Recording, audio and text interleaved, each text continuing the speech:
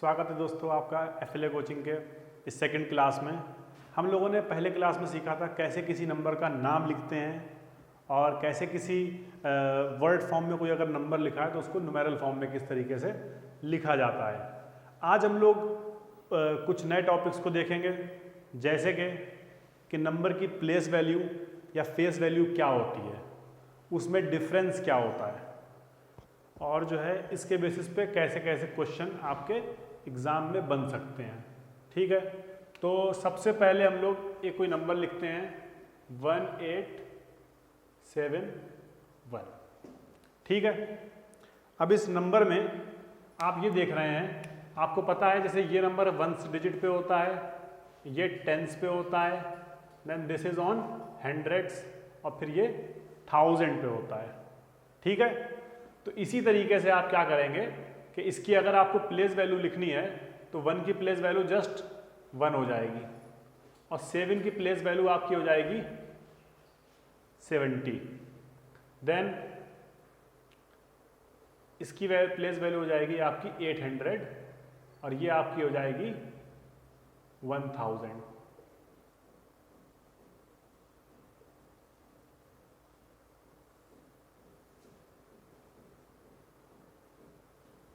Place value. ठीक है, तो इस तरीके से आप लोग समझ सकते हैं कि जो है किस तरीके से किसी भी नंबर की प्लेस वैल्यू निकाली जाती है। वो जिस डिजिट पे भी हो, जिस नंबर पे हो, उसके आगे जितने डिजिट भी हो आप उतने जीरो लगा दीजिए। ठीक है, 8 की आप प्लेस वैल्यू निकाल रहे हैं तो 8 के बाद 2 जीरो, 7 की निकाल रहे हैं तो 7 के बाद आगे 1 जीरो। तो इस तरीके से आपकी सबकी प्लेस वैल्यू निकल गई। बट अगर हम बात करें फेस वैल्यू की,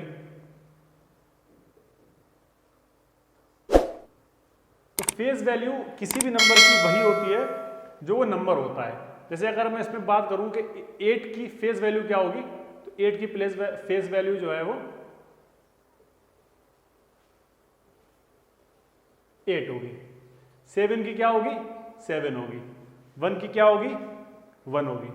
तो इस तरीके से हर नंबर की प्लेस वैल्यू फेस वैल्यू उतनी ही होती है जितना वो नंबर होता है, बट उसकी प्लेस वैल्यू डिपेंड करती है कि वो किसी भी नंबर में कहां पर वो लिखा हुआ है। ठीक है, तो इस तरीके से आप लोग फेस एंड प्लेस वैल्यू को जो है वो निकाल सकते हैं। तो अब इसके बेसिस पे हम एक क्वेश्चन करने की कोशिश करते हैं। तो क्वेश्चन कुछ इस तरीके से है, find the difference between the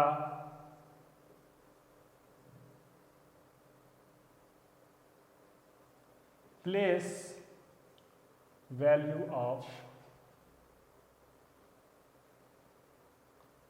value and face value of 4 in।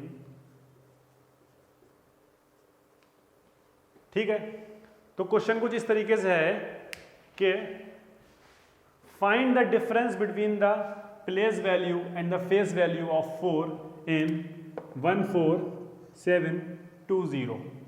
तो इसमें 4 की पहले प्लेस वैल्यू लिखेंगे,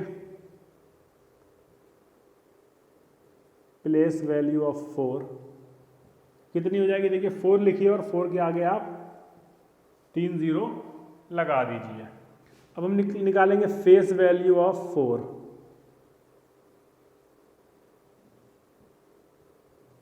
जो कि आपका हो जाएगा जस्ट 4।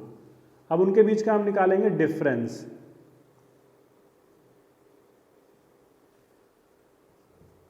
-4 जो कि आपका आएगा 3996। ठीक है, एक बार मैं इस क्वेश्चन को जल्दी से और रिपीट करता हूं कि find the difference between the place value and the face value of 4 इन 14720। तो आपको करना क्या है, इसमें 4 की प्लेस वैल्यू निकालनी है और फेस वैल्यू निकालनी है, उसका डिफरेंस पूछा गया है। तो इस तरीके से ये आपका क्वेश्चन हो जाएगा। तो हम लोग आगे बढ़ते हैं और अब देखते हैं कि किसी नंबर की एक्सपेंडेड फॉर्म क्या होती है। तो ठीक है, इसमें हम दोनों चीज़ें पढ़ेंगे कि नंबर एक नॉर्मल तरीके से नंबर लिखा है उसको हम एक्सपेंड करके लिखेंगे और इसका उल्टा भी करेंगे कि नंबर की कोई एक एक्सपेंडेड फॉर्म लिखी होगी और उसको हम स्टैंडर्ड फॉर्म में लिखेंगे, ठीक है। तो दोनों ही चीज़ें देखेंगे। आपने इसमें क्वेश्चन किए भी होंगे, जैसे कि नंबर लिखा रहता है 1 7 4 3 2। आप क्या लिखते हो, देखो 1 लिखते हो और 1 के आगे क्या करते हो 1 2 3 4। उस तरीके से आप 7 लिखते हो 1 2 3, 4 के बाद 2 0, देन 30 एंड देन 2, ठीक है। तो इस तरीके से आपने देखा होगा कि एक्सपेंडेड फॉर्म में क्वेश्चन आपको लिखे हुए दिखते हैं। तो आपको बेसिकली करना क्या होता है, इसमें किसी भी नंबर को अगर आपको एक्सपेंड करना है तो आप सबसे पहले जो आपके लेफ्ट हैंड साइड पे नंबर है वो लिखिए और उसके आगे आप 0 लगाइए, कितने, जितने यहाँ पर डिजिट दिए हुए हैं। आगे बढ़ जाइए आप और आप नेक्स्ट नंबर लिखिए 7 और उसके आगे जो है वो आपने 3 0 लगा लिए, बिकॉज देयर आर 3 नंबर्स। उसके बाद नेक्स्ट नंबर लिखा 4 और हमने उसके आगे 2 0 लगा लिए, देन 3 के आगे 1 0, लास्ट नंबर 2 है तो उसके आगे हम कोई 0 नहीं लगाएंगे। तो इसको बोलते हैं एक्सपेंडेड फॉर्म। लेकिन ये सबसे सिंपल एग्जाम्पल मैंने आपको दिया है। इसका जो है थोड़ा सा डिफिकल्ट एग्जाम्पल आपका हो सकता है जिसमें बीच में 0 आपको दिखे, जैसे कि मैं बोलूँ 7 8 0 1 0 8। अब इसकी आप एक्सपेंडेड फॉर्म कैसे लिखेंगे, तो इसमें आप क्या करेंगे, सबसे पहले आप 7 लिखेंगे 1 2 3 4 5, तो उसके आगे आप 5 0 लगा देंगे। उसके बाद आप क्या लिखेंगे, देखिए नेक्स्ट नंबर लिखेंगे जो कि है 8 और उसके आगे आप 4 0 लगा देंगे। अब देखिए उसके बाद 0 लिखा हुआ है, तो आप 0 के बाद अगर आप 3 0 लगाएंगे तो उस बात का कोई मतलब नहीं बनेगा, ठीक है, क्योंकि उसकी वैल्यू 0 ही रहेगी। तो उसको ना लिख के हम नेक्स्ट बढ़ जाएंगे 1 के ऊपर और 1 के आगे लगा देंगे हम 2 0, देन उसके बाद फिर एक 0 दिया हुआ है, उस 0 के बाद भी कोई वैल्यू नहीं है तो हम जस्ट लिख देंगे 8। तो इस टाइप से आप देखते हैं कि जब कभी बीच में 0 लिखे रहेंगे तो उन 0 को एक्सपेंड फॉर्म में नहीं लिखेंगे, ठीक है, सिर्फ उन्हीं नंबर्स को लिखेंगे जो नॉन जीरो नंबर है 1 से लेके 9 तक के, ठीक। तो इस तरीके से आप कर सकते हैं। अच्छा, इसमें के क्वेश्चन काफ़ी कम आएंगे, लेकिन इसका जो उल्टा क्वेश्चन बन सकता है वो ये है कि मैं आपको क्वेश्चन को एक्सपेंडेड फॉर्म में लिख के दे देता हूँ और उसकी मैं आपसे स्टैंडर्ड फॉर्म पूछ लेता हूँ, तो वो क्वेश्चन बनने के चांसेस ज़्यादा हैं। और ये क्योंकि काफ़ी सिंपल है तो इसमें के क्वेश्चन जो है आपको कम दिखेंगे, तो उसका देखते हैं हम लोग, ठीक है। तो अगर आपको कोई क्वेश्चन ऐसे लिखा दिखता है जैसे कि 7 के बाद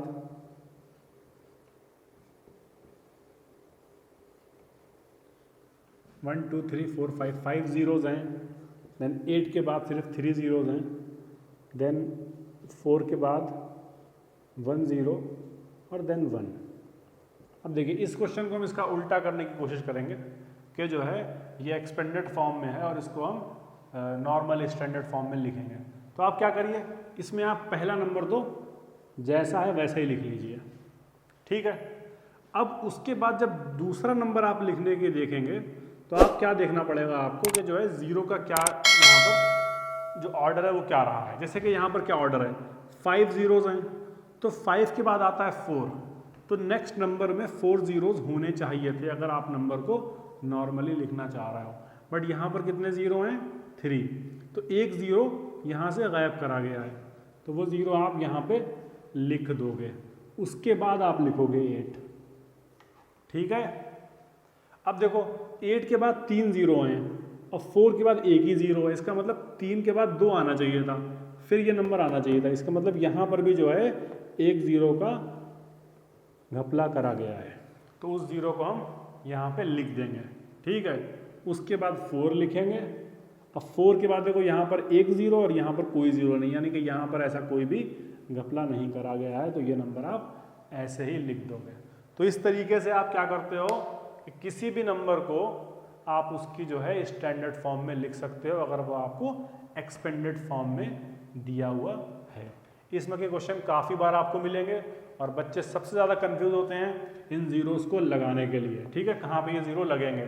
तो मैं फिर रिपीट कर देता हूँ कि आप सबसे पहला नंबर तो बिल्कुल वैसे ही लिख दीजिए, उसके बाद आप काउंट करिए कि यहाँ पर 0 कितने हैं और नेक्स्ट वाले में 0 कितने हैं, ठीक है। अगर वो ऑर्डर डिक्रीजिंग ऑर्डर है, एक नॉर्मल डिक्रीजिंग ऑर्डर, मतलब कि 5 है, फिर 4 है, फिर 3 है, फिर 2 है, फिर 1 है, तो आपको बड़ा आसान है कि आप बस सबके पहले डिजिट लिख लीजिए और वो आपका एक स्टैंडर्ड फॉर्म हो जाएगी। बट वैसा क्वेश्चन आपको नहीं मिलेगा। आपको जो क्वेश्चन मिलेगा उसमें कहीं ना कहीं क्या होगा, ऑर्डर जो है वो एक यूनिफॉर्म ऑर्डर नहीं होगा, ठीक है। यहाँ पर 5 जीरो, यहाँ पर 3 जीरो हो गए, तो 2 जीरो कम हो गए, ठीक है। सॉरी 1 जीरो कम हो गया नॉर्मल से देखा जाए, ठीक है। 5 थे तो 4 होना चाहिए था, तो वही जो जीरो कम हुआ है वो आप यहाँ पे लिख लेते हो, ठीक है। उसके बाद यहाँ से यहाँ पहुँचे, फिर देखो 3 से लेकर 2 नहीं आया लेकिन 1 ही आ गया, तो यहाँ पर भी आप उसके लिए 1 जीरो लगाते हो। फिर यहाँ पर लेकिन सही है क्योंकि 1 जीरो था, उसके बाद देयर इज़ नो जीरो, सो यहाँ पर आप डायरेक्ट लिख लेते हो, ठीक है। इस तरीके से आपके दोनों पॉइंट कंप्लीट, कि अगर आपको क्वेश्चन मिलता है कि वो अपनी एक्सपेंडेड फॉर्म में जो है लिखा हुआ है और उसको आपको स्टैंडर्ड में करना है तो आप वो भी कर सकते हैं, और अगर कोई नंबर लिखा हुआ है नॉर्मल फॉर्म में और उसको आपको एक्सपेंड करना है तो वो भी आप कर सकते हैं। तो हम लोग एक टॉपिक आज कवर करते हैं जल्दी से, जिसका नाम है इंटरनेशनल प्लेस वैल्यू सिस्टम। तो जैसा कि आप लोगों ने अगर कोई बाहर की, इंडिया के बाहर की मूवी देखी होगी या आपने अखबार पढ़ा होगा, तो उसमें अक्सर आपको ऐसा लिखा दिखता है ना कि $2 बिलियन खर्चा करे गए, या इंडिया की जो इकोनॉमी है वो कितने $बिलियन है, ठीक है। तो बिलियन या मिलियन आपको वर्ड लिखे मिलते हैं। तो ये नंबर जो है इसको बोलते हैं इंटरनेशनल नंबर, जो तरीका है उसमें आपको ये मिलता है। इंडियन में क्या होता है, इंडियन में आप लाख का इस्तेमाल करते हैं, करोड़ का इस्तेमाल करते हैं, तो इस टाइप से नंबर होते हैं। तो हम लोगों ने पिछले टर्म पे इंडियन वैल्यू सिस्टम पढ़ा था, अब जो है हम लोग बात करते हैं इंटरनेशनल प्लेस वैल्यू सिस्टम की, ठीक है।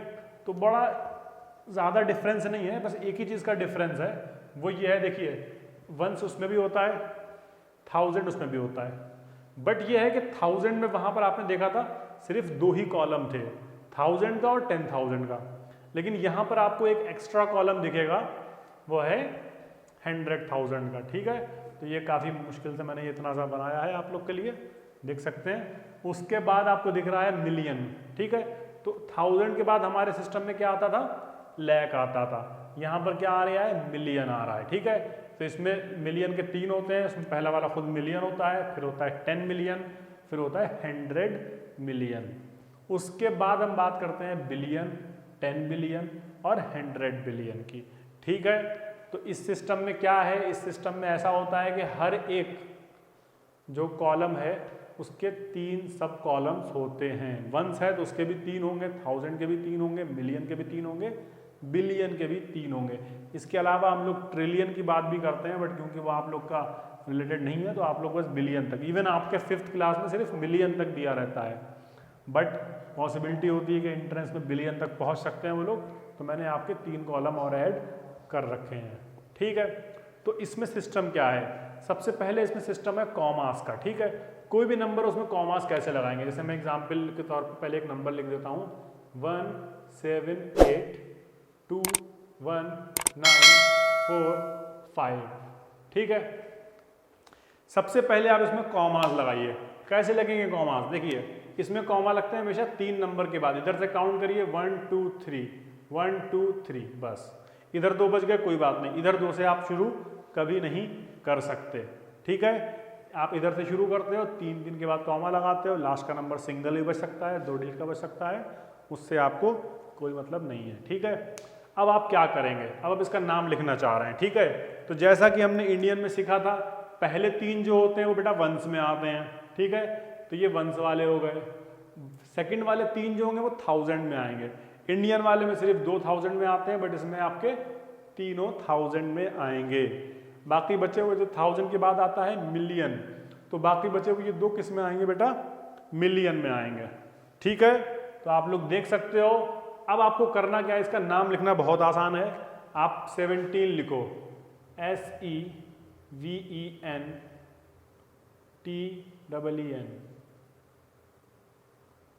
17, और ये बेटा कौन से कॉलम में, आप देखो बेटा ये 3 वंस में है, ये 3 1000 में है, और ये 2 जो है वो मिलियन में है। तो आप क्या लिख लो इसके आगे, मिलियन लिख लो।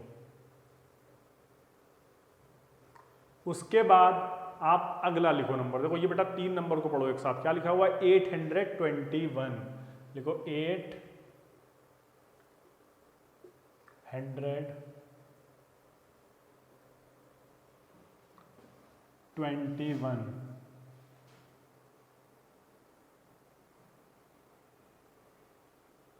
ठीक है, ये आपको दिख रहा है 821। अब ये कौन से कॉलम में? 1000 में, तो इसके आगे क्या लिखेंगे हम लोग? 1000, THOUSAND, 1000। उसके बाद लास्ट नंबर लिखा है 945, तो इसको लिखेंगे 945।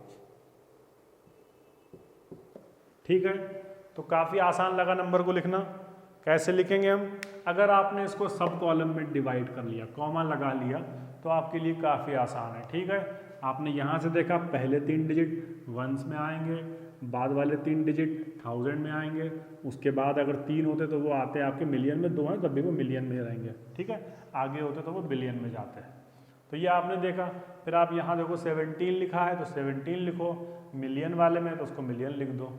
821 लिखा आपने और वो कौन से वाले में है? 1000 वाले में, तो आपने 1000 लिख दिया। और फिर 945, तो नंबर क्या हो गया? दिस नंबर, इसका नाम जो है वो है 17,821,945। इस तरीके से आप बड़े आसानी से किसी भी नंबर का नाम लिख सकते हैं। अब मैं थोड़ा सा मुश्किल इसका एग्जाम्पल लेता हूँ, वो हो जाएगा आपका 101250112। ठीक है, अब इसमें काफ़ी ज़ीरो है। ठीक है, ऐसे नंबर का नाम लिखना कई बार आपको लोग को थोड़ा मुश्किल लगता है। क्या करिए, सबसे पहले इसमें आप कॉमास लगा लीजिए। ठीक है, यहाँ से काउंट करिए 3 के बाद कॉमा, यहाँ से काउंट करिए 3 के बाद कॉमा। ठीक है, अब आप क्या करेंगे? आपको पता है पहले 3 जो हैं ये कौन से वाले में हैं? वंस में। उसके बाद जो 3 है वो हैं 1000 में। उसके बाद जो ये 3 डिजिट का नंबर है ये काय में आएगा? आपका मिलियन में। तो इसको पढ़िए, क्या लिखा हुआ है? 101। तो आप लिखिए 101। कौन से कॉलम में है ये? मिलियन वाले में। तो 101 मिलियन। हाँ, तो मैं बात कर रहा था कि जो है आपने इस नंबर को पढ़ा, ये नंबर लिखा है 101 और ये मिलियन वाले कॉलम में आ रहा है, तो आप लिखोगे 101 मिलियन। उसके आगे आप क्या करेंगे? अब देखिए लिखा हुआ है 250, तो आप क्या करोगे? इसको लिखोगे, कलर अपना सेम रखते हैं। ठीक है, 250। इसके आगे क्या लिखें? इसके आगे लिखेंगे ये जिस कॉलम में आ रहा है उसका कॉलम है 1000। ठीक है, उसके बाद लास्ट हमारा बचा 112। ठीक है, 112।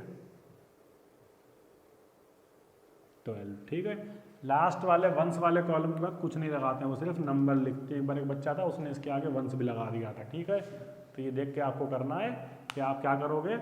आप इन चीज़ों को लिखोगे, इनके बाद तो आप लगाओगे। ठीक है, 101 लिखा तो ये आ रहा है मिलियन में, तो मिलियन लगाया।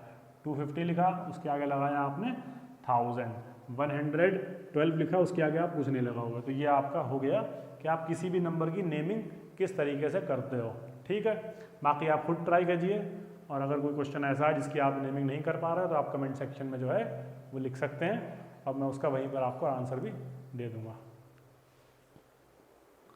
तो चलिए आगे बढ़ते हैं और जल्दी से देखते हैं कि कोई अगर इंटरनेशनल नंबर जो लिखा हुआ है वर्ड फॉर्म में लिखा है उसको न्यूमेरल फॉर्म में किस तरीके से लिखा जाएगा। ठीक है, तो इसकी ट्रिक बिल्कुल सेम वैसी ही है जैसे हमने इंडियन सिस्टम में की थी। आप क्या करोगे?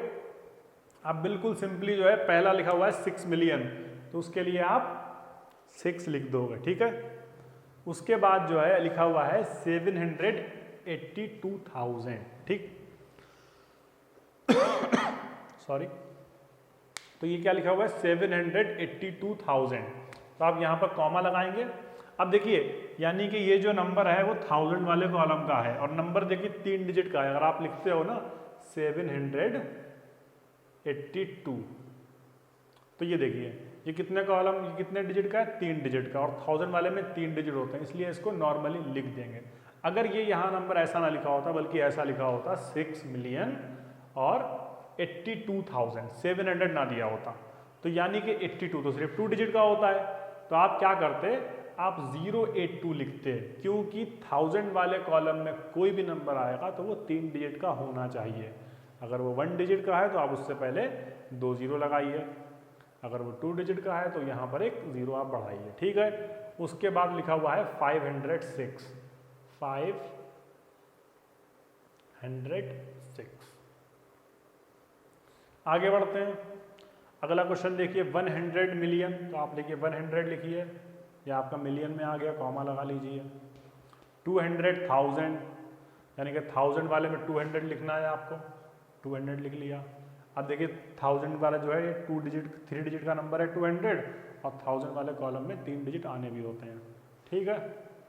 उसके बाद होगा 5, तो 5 देखिए अब वंस वाले कॉलम में आपके 3 डिजिट आना चाहिए, लेकिन 5 तो 1 डिजिट का है, तो यानी कि आप क्या करेंगे, उसके पहले जो है 2 जीरो लगा लेंगे। तो इस तरीके से आपको दिख गया कि जो है ये आपके दोनों क्वेश्चन हो गए कि आप कोई भी क्वेश्चन आपको अगर मिलता है एग्जाम में या कहीं पर भी जिसमें आपसे कोई नंबर दिया हुआ है न्यूमेरल फॉर्म में और उसका आपको वर्ड फॉर्म लिखनी है तो आप वो भी कर सकते हैं, और कोई नंबर आपको वर्ड फॉर्म में दिया हुआ है और उसकी न्यूमेरिकल वैल्यू लिखनी है तो ये भी इस तरीके से आप कर सकते हैं, ठीक है।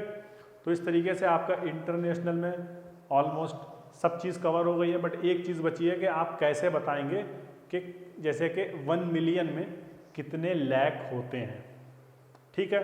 तो इसका देखिए बहुत आसान तरीका है, मैं आपको एक बार बताऊंगा और आपको याद हो जाएगा, ठीक है। जैसे कि मान लीजिए आप देखिए ऐसे लिखिए 1 मिलियन, ठीक है। अब 1 मिलियन को आप देखिए, इसको आप नॉर्मल उसमें लिखिए तो 1 हुआ, ठीक है। अब देखिए 1000 वाले में तीनों जीरो हैं ही नहीं, कोई आगे नंबर ही नहीं, सिर्फ 1 मिलियन है, तो 1000 वाले में तीनों जीरो रहेंगे, और जो है वंस वाले में भी कोई नंबर नहीं लिखा है तो उसमें भी आप तीनों जीरो लिख देंगे। तो 1 मिलियन देखिए आपने लिख दिया, ठीक है। अब इस नंबर को आप इंडियन सिस्टम में लिखने की कोशिश करिए, इसके कॉमा हटा लेता हूँ और इंडियन सिस्टम के हिसाब से मैं इसके कॉमा लगा लेता हूँ, ठीक है। अब इंडियन सिस्टम के हिसाब से कॉमा लग गए जब ना, तो आप क्या करेंगे, देखिए ये आपका वंस वाला हो गया, ये आपका 1000 वाला हो गया, इंडियन सिस्टम में सिर्फ 1000 में 2 ही डिजिट आते हैं, और ये आपका हो गया लाख वाला, तो आप क्या लिखेंगे 10 लाख, या आप इसको ऐसे लिखिए 10 और लाख, ठीक है। उसके बाद देखिए 1000 में कुछ नहीं है और वंस में कुछ नहीं है, तो यानी कि आप 10 लाख का 10 लाख लिखा रहने देंगे, तो इसका मतलब 1 मिलियन कैसा हो गया, 10 लाख के बराबर हो गया, ठीक है। इसका एक और आसान तरीका जो ओरल तरीका है वो ये है, देखिए वंस तो दोनों में होता है, वंस, टेंस, 100, ठीक है। फिर होता है 1000, 10,000, ठीक, दोनों में होता है। अब 10,000 के बाद जो है आपका जो इंटरनेशनल सिस्टम है उसमें आता है आपका 100,000, 100,000, लेकिन इंडियन सिस्टम में हम क्या होते हैं 10,000 के बाद बोल देते हैं 1 लाख, यानी कि 1 लाख किसके बराबर होता है, 100,000 के बराबर होता है, ठीक है। आगे आइए, अब 100,000 के बाद उसमें आएगा 1 मिलियन, ठीक, और 1 लाख के बाद आएगा 10 लाख, सही है। तो इस तरीके से आपको समझ में आया, देखिए मैंने ऐसे भी बताया आपको और ऐसे भी बताया, आप मन में भी कर सकते हैं, ठीक है। 1 मिलियन मतलब के 10 लाख। आप बढ़ जाइए 10 मिलियन, तो जब 10 मिलियन करेंगे तो नेक्स्ट इसमें 1 मिलियन के बाद 10 मिलियन आता है और इसमें 10 लाख के बाद आता है 1 करोड़। इसका मतलब 10 मिलियन बेटा कितना हो गया, 1 करोड़ के बराबर हो गया। आगे जाना चाहेंगे, देखिए 10 मिलियन के बाद उसमें आता है आपका 100 मिलियन, वो किसके बराबर होगा, देखो 10 करोड़ के 1 करोड़ के बाद आता है 10 करोड़। अब 100 मिलियन के बाद आता है 1 बिलियन, ठीक है, और 10 करोड़ के बाद आता है आपका 100 करोड़। आप मतलब क्योंकि आगे भी गिनती है लेकिन हम उसको फिर 100 करोड़ बोल देते हैं। तो इस तरीके से जब भी आप पढ़ेंगे 1 बिलियन का मतलब हुआ 100 करोड़, 100 करोड़, ठीक है। तो ये आप बच्चों, बहुत से बच्चे इस चीज़ को रट भी लेते हैं, ठीक है। तो आप अगर आपने प्रैक्टिस करी तो आपको याद ही हो चुकी होगी, बाकी आप ओरली अगर आप एक बार समझ गए हो तो आपको कभी लिख के भी नहीं करना पड़ेगा, ठीक है। तो इस तरीके से आपका ये भी क्लियर हो गया। और अब आपके इंटरनेशनल और नेशनल जितने भी आपके जो क्वेश्चन बन सकते हैं उस क्वेश्चन को हम लोग नेक्स्ट क्लास में देखेंगे। आज के लिए बस इतना ही, और आप इस चैनल को सब्सक्राइब कर सकते हैं, और जितने भी आपको डाउट हुए हैं वो सब आप जो है कमेंट सेक्शन में लिख दीजिए। I will try to answer every query.